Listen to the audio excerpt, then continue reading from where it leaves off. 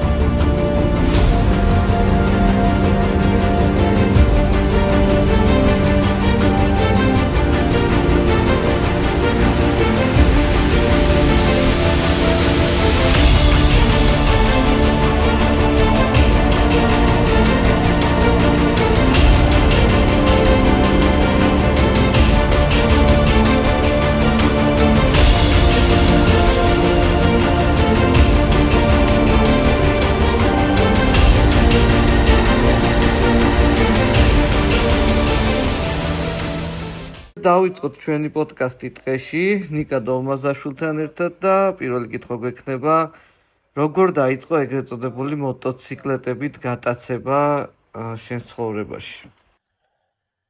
მოტოციკლეტებით გატაცება ძალიან ადრეულ ასაკში დავიწყე. სკუტერი მყავდა პირველი. 13 წლის ვიყავი ან 14 წლის. 24 საათი დავდიოდი დღე ღამე არ ვიცოდი. შემდეგ როგორც ხდება ხოლმე ვიყიდე გავზარდე კუბატურა 250-იანი Honda მყავდა მე. პირველი მოტოციკლი ის იყო, ასე ვთქვათ, ოფიციალური მოტოციკლეტი ის იყო. აქ დროს ვიყავი დაახლოებით 15 წლის ან 14 წლის. და შემდეგ უკვე 600-იანი, 750-იანი და ასე შემდეგ, როგორც ხდება ხოლმე. ბოლოს მოვედი 1000-იანამდე. მოკლედ რომ მოგვიყვე ისტორია თუ რა მიგიყვანა იდეაში დრაგამდე, რატომ გადაწყვიტე კონკრეტულად ეს ყველაფერი და როგორ გახდი საქართველოს ჩემპიონი Moto Drag Racing-ში და იყო თუ არა რთული გზა? გადაწყვეტილი არასდროს არ მქონია. პირველი დრაგი იყო, ეს არაოფიციალური სამოყვარულო დრაგი ჩატარდა, ასე ვთქვათ, ახმეტაში, რომელიც წელი 2019 ან 2020 წელი იქნებოდა, ზუსტად არ მახსოვს. 600-იანი მყავდა GX-ერი, 95 წლიანი თუ 16 წლიანი. ძველი მოკლედ. ხო და რო გავიგე რა გიტარდებოდა, ასეც არ ვიყავი, მოტოციკლეტი როგორ უნდა მომემზადებინა შესაბამისად, რა უნდა გამეკეთებინა, უბრალოდ ცხვირი დავწიე, ერთი ეგ ვიცოდი მაშინ და გავედი, მომიწია საკმაოდ ახალ ბაიკებთან, ყველა ახალი იყო. ეს ბაიკები, ჭიდილი მომიწია მაგასთან, მაგრამ საკმაოდ კარგი შედეგი დავდე. მე ვიყიდე ეს ბაიკი ქუჩაში უგაზავდი ხოლმე, რაღაც დროები გავზომე, 100-200-ები, 402, ასე შემდეგ. საკმაოდ კარგ დროებში რო დავდიოდი, ცოტა ხანში დაანონსდა რუსთავის საერთაშორისო ავტოდრომზე Moto Drag. ეს მოტოციკლეტი დრაგისთვის გამზადებული არ მყავდა, ასე ვთქვათ, დრაგისთვის როგორ უნდა გამემზადებინა, დიდი ცოდნა და გამოცდილებაც არ მქონდა. მაიატნიკიც არ მქონდა ამისი, რომ დამეგრძელებინა და დრაგზე გავსულიყავი. მაიატნიკი ვიშოვე, ჩამოვიტანე, დავაყენე. გავზომე დროები, ნორმალ დროში დავდიოდი. წინა კვირებში ჩავედი რუსთავში ტრეკზე გავიარე 402, მაგრამ აღმოჩნდა, რომ თურმე ეს საბურავი რაც აქ ეჭიდებოდა და მაგრად დავდიოდი, იქ საერთოდ ვერ მოეჭიდა, სლიკით დავდიოდი. დავიწყე საბურავის ძებნა, მინდოდა შინკო დამეყენებინა, ან დრაგმაქსი დამეყენებინა, რომელიც საქართველოში არავის არ აღმოაჩნდა. გავიგე მე რომ ზოგს ქონია და რაღაცების გამო არ გაყიდეს ის საბურავი და დამალეს. აღმოჩნდა რომ იმ დრაგზე პირველ დრაგზე 2022 წელი იყო გონი, მაგ დრაგზე ვერ გამოვედი. მაგრამ ისე დროებში იარეს ბიჭებმა, მე მაგრად ვინადნენ რომ მეთქი ნეტა გამოსულიყავი თქო. იმ სლიკითაც საპრიზოზე უეჭველი გავიდოდი. მეორე დრაგი იყო მე შემოდგომაზე 2022 წელს ჩამოვიტანე ესევე შინკო, რაც ჭირდებოდა ყველაფერი, მოვამზადე და პირველი ადგილი ავიღე. მაგის მერე კიდე გავერკვიე რაღაცებში, წვრილმა ნიუანსებში, მოვხოდე შესაბამისად, გავაკეთე. დროები კიდე ძალიან მაგრად ჩამოვწიე და აი მაქედან უკვე დაიწყო გატაცება მოტო დრაგის. ეხა ესე იგი რომელი ბაიკით ასპარეზობდა, რატო აირჩიე კონკრეტულად ეს მოდელი? აირჩიე თუ უბრალოდ ესე მოხდა? ხო, მასე მოხდა, მაგას ვიტყვი. სიმართლე გითხრა, ეს მოტოციკლეტი კონკრეტულად დრაგისთვის არ მიყიდია, მანამდე დრაგი ჩანაფიქრშიც არ იყო საერთოდ. უბრალოდ ვიყიდე, ძალიან მომწონდა ეს მოტოციკლეტი, ვიყიდე და რო ვიგაზავე, რაღაც დროები გავზომე, გადავაკეთე რაღაცეები, გადმოვაკეთე ჩემს გემოზე, აღმოჩნდა რომ თურმე რაღაცები შეუძლია ამ მოტოციკლეტს. ეს არის ZX-10 Kawasaki 2008 წლის მოდელი არის. ხო და ყველასთვის საინტერესო იქნება რა მოდიფიკაციები გაქვს ბაიკზე მოკლედ შეცვლილი გაკეთებული, მაგ ყველაფერზე რომ ასე ვთქვათ გითხრა ალბათ ბევრს იქნება საინტერესო, ვინც ეხა შენ გისმენს და გიყურებს. კი.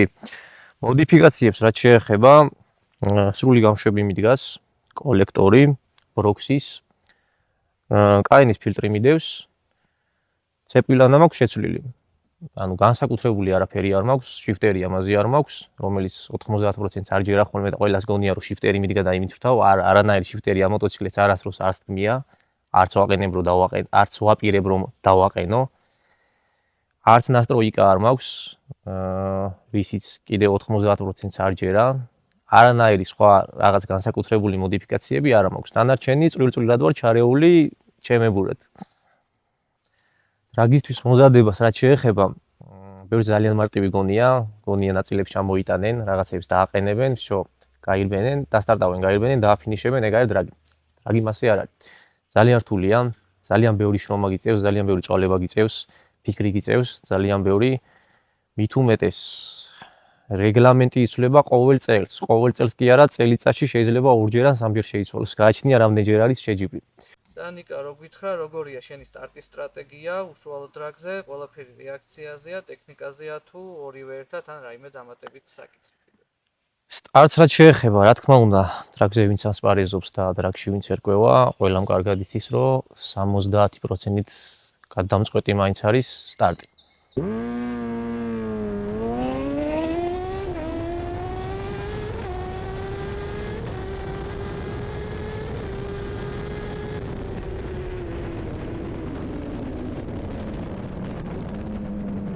სტარტი და რეაქცია.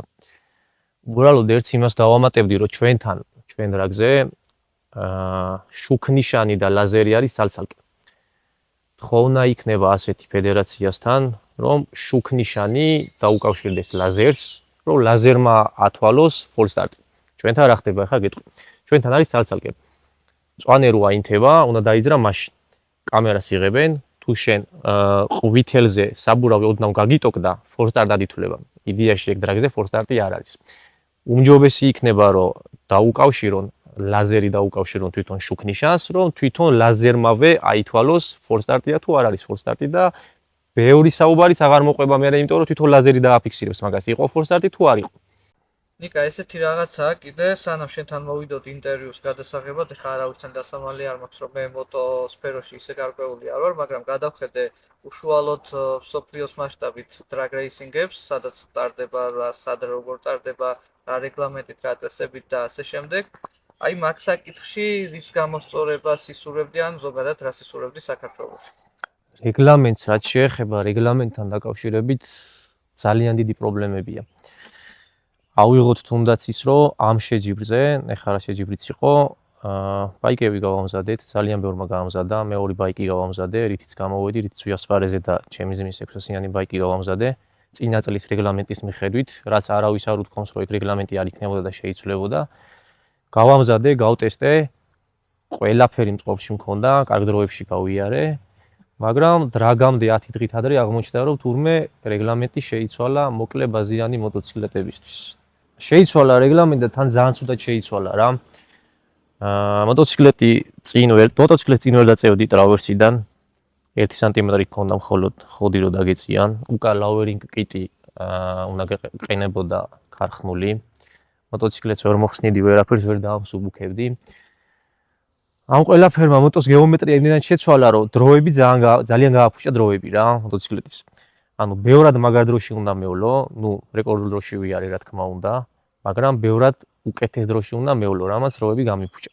ძალიან ცუდია რა, ვისურვებდი იმას, რომ წლის დასაწყისში თუ არა შეჯიბრამდე 1 ან 2 თვით ადრე მაინც დაიდოს რეგლამენტი. რომ ვიცოდეთ როგორ უნდა მომავზადოთ მოტოციკლეტი, რა შეგვიძლია დავაყენოთ, რა არ შეგვიძლია დავაყენოთ. მე შარშანი იყო მგონი, წუნინგოვი ბაკი გავაკეთე ალუმინის, პატარა, მსუბუქი, ნახევარი ამერიკა მაგით რა გაქვს.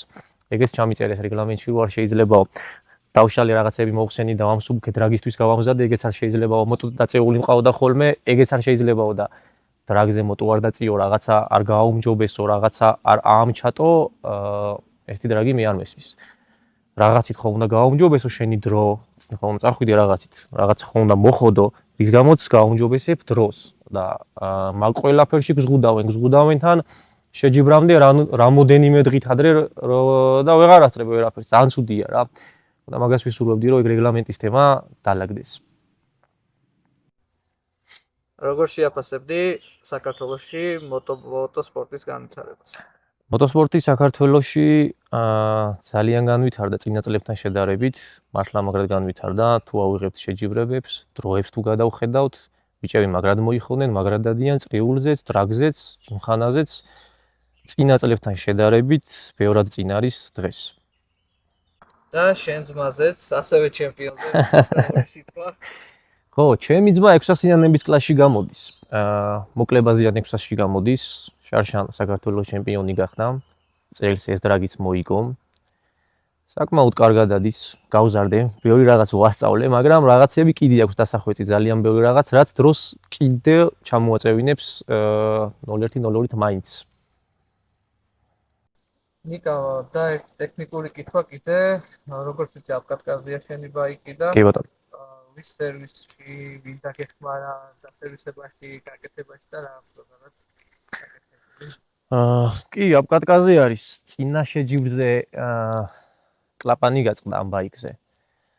მაგის გამო ამოვიღე ძრავი, ბოლომდე დავშალე, ანუ გაუხსნელი ძრავი იყო. ამდენი წლის მოტოციკლია და არაფერი არ ქონდა შეცვლილი, არც კლადიში, არც კოლიცო, არაფერი, რომ გავხსენი იდეალური იყო ყველაფერი, მაგრამ მაინც ორიგინალები ყველაფერი გამოწერე, კლადიშები, კოლიცოები, ცეპი, ბაშმაკები, ყველაფერი სალნიკები აბსოლუტურად. რამაც ძალიან დაიგვიანა, ერთხელ დაგვიკარგეს, მერე დაიგვიანა ძალიან გაიწელა ეგ პროცესი. მე თვითონ დავაწყე, მე თვითონ დავასერვისე, ახლა აფკატკაზე არის, ცოტაღა დამჩამ, ცოტა ხანში გავივილი აფკატკას, ერთ სული მაქვს დავაჭირო, გავიარო, ვნახო, რა შედეგი მიიღო. ფიქრობ უკეთეს დროში უნდა იაროს, რადგან ყველაფერი განახლდა ძრავში, კომპრესია მეტი მექნება, ყველაფერი ახალია და ფიქრობ, რომ დროებს კიდე ჩამოვწევ. ერთი კითხვა არის, ვინ არის შენი მოტოსპორტული კუმირი და ინსპირაცია და რა ჭირდებათ ახალბედა მოყვარულებს, რომ პროფესიულ დონეზე გადავიდნენ? მოტოკუმირი ასე ვთქვათ, ბავშვობიდან როსი იყო. ახალბედებს რასაც ურჩევდი, ერთი ის არის, რომ ქალაქში რასაც ვხედავ, 90% ძალიან ცუდად დადის რა. ჩინური შლემები აფარიათ, რაც ძალიან ცუდია. კურტკა 90%-ს არაცვია, გასაგებია ზაფხულია, ცხელა, მეც მცხელა, მაგრამ ყველას ვურჩევ და თხოვნა იქნება, რომ ტყავის კურტკა ნუ ჩაიცვავენ, ნაჭრის კურტკა მაინც ჩაიცვან. ძალიან ცუდია რა, ეს სიარული. ღმერთთან დაიფაროს რაღაც მცირე ინციდენტიც რომ მოგივიდეს, ესე მაიკით ძალიან დაშავდები. ჩემი რჩევა და თხოვნა ეგ იქნება, რომ ჩაფხუტი, არაჩინური, რა თქმა უნდა, კურტკა, ხელდათმანები მინიმუმ ეგ მაინც გქონდეთ. და ქალაქში ნუ გაზაობენ. ეხლა ქალაქში მეც მიგაზავია, ადრე მიგაზავია და რაღაცებს რო ვიხსენებ, ძალიან ცუდი რაღაცები მიკეთებია, მაგრამ ეხლა ნახე რა ხდება. მაშინ რამოდენიმე წლის წინ მე რო გაზავობდი, მაშინ გზა და მოძრაობა მაგის საშუალებას გვაძლევდა. დღეს ძალიან მომრავლდა მანქანები, ბევრად გაიზარდა. დღეს ძალიან ცუდი მოძრაობაა, ძალიან დაშტერებული დადის 80%, ძალიან ბევრი მანქანა დადის და ძალიან საფრთხილოა რა ქალაქში გაზაობას არავის არ ურჩევ, კი არა და ვინმეს რო დავინახავ, თუ ნაცნობია, თხოვნით მივდივარ და ვეუბნები რომ მასენ უნდა დადის. რაც შეეხება ბაიკის დროებს, რა დროში დადიხარ, რაღაც გსმენია რომ რაღაც რეკორდებს არის საუბარი. ასე თუ ისე. დროებს რაც შეეხება ამ მოდელით მაქვს გრძელი ბაზით მოხსნილი საქართველოს რეკორდი 0-100. 2-1-ში მაქვს გავლილი. მაგრამ ესე კონკრეტულად რომ წავსულიყავი და აი მოდი რეკორდი მოხსნა, მასე არასდროს არ წავსულო არ, გატესტვის დროს უბრალოდ ასე ვთქვა ჩემომეხსნა. 402-ის რეკორდის მოხსნილი მაქვს მოკლე ბაზით, 9-2-ში მაქვს გავლილი, დრაგის აპლიკაციით, ატვირთულიც მაქვს, თუ სწორად მახსოვს, 9-2-ში ვიარე, მოკლე ბაზით. კომენტარებში არ გამოხდნენ, მოკლე ბაზაზე მაქვს საუბარი, დაგრძელებულზე არ მაქვს საუბარი. საქართველოს რეკორდია ეგ, მაგრამ ისეთი არაფერი კიდე გაუმჯობესდება ძალიან მალე. და რაც შეეხება კონკრეტულად ამ ბაიკებში, დრაგზე რაც ვნახე მე, სოფლიო რეკორდები რაც ვნახე დრაგის აპლიკაციაში რაც არის ატვირთული, ეს არის Gen 3 ZX-10 2008-დან 2010 წლამდე გამოდიოდა. კონკრეტულად ამ ბაიკებში მაქვს სოფლიო რეკორდები 0-100-იც, 100-200-იც, 402-იც, 250-იც და კიდე რაღაცეები. ნიკა და ესეთი ბოლო კითხვა გვექნება, რა არის შენი მთავარი რჩევა მათთვის, ვისაც დრაგში გამარჯვება უნდა? ბევრი წვალება უნდა, ბევრი შრომა უნდა და ზედმეტი ლაპარაკი არ უნდა. წინასწარ ლაპარაკი არ უნდა, ბევრი რომ თავიდანვე მილოცავს ხოლმე და რაღაც, ბევრი თავიდანვე მოდის ხოლმე და უეჭველი იგებ, მაგარი დროები გაქვს. მეთქი არ იცი, სპორტია, დრაგია, რა მოხდება არავინ არ იცის. არ მიყვარს ხოლმე რა წინასწარ ეს საუბარი და ტიპები არიან, დრაგი არ არის ჯერ დაგეგმილი ხოლმე და აუ, მოვიგეთ, всё, მაგრა დავდივართ. ეგრე არ არის რა, ბევრი ყოფილა მასე ულაპარაკია და სახში გაგნებული წასულა, უფრო სწორად დამწუხრებული წასულა მე და მასე არ არის.